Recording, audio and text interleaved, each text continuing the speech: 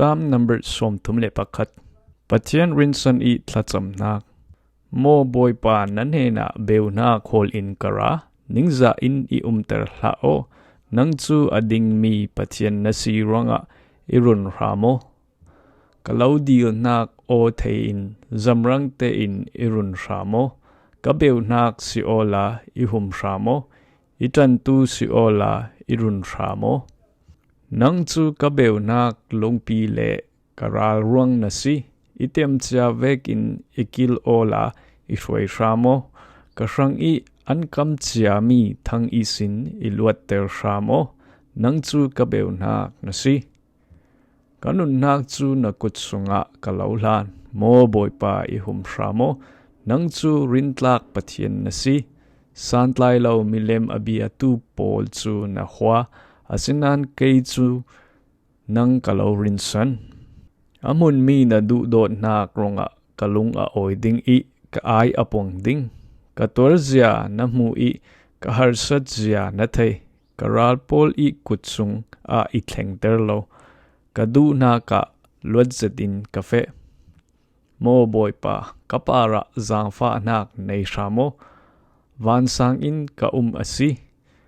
kata na ka kamit achur the ka tha khal achem the zo riasya nak ronga kanun atoi I kata nakin kakum aralter ka zon zai to ki ka taksa khal in adai lo karu tiang in anrop asi karal pol in chapau na ka in mang ka in nen pol in ni san I thai tu pol chun in ti lamzin I in mutika antlan lo zo man in thai non lo mithi tluka in ruat bel koi lon mi ve kasi karal pol thutup ansim ok ka thai ka kiang kap chu phan na kin akhat keima phiar na khwa an khan athat intum asi sikal sela mo boy pa karinsan mi chu nangma nasi nangma chu kapathian nasi ka ziang zongza nakuta a karal pol le I hrem tu pol kut in ihum ramo kei chu nasya lo kasi zangfa anak thon izau ramo amun mi na du do nakin irun o mo boy pa nangma kalau kau ningza anaka ithleng ter ram hla o mithalo pol chu an ningza kau se mithi kwa a tong ding nei lo in hai se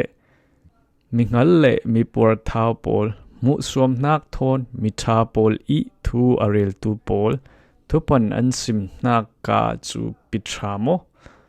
nangma alo ti za tu pol rang I na khol cha mi thil tha atam zia chu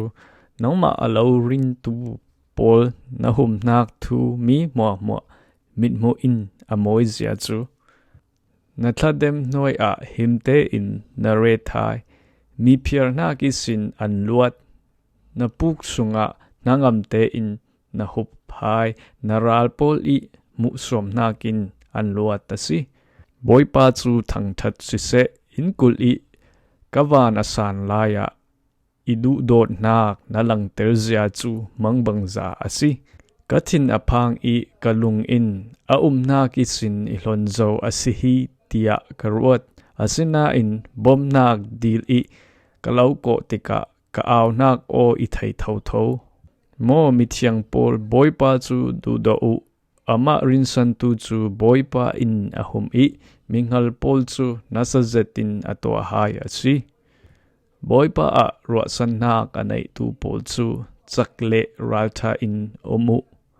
Saam number zale som tumle pakhat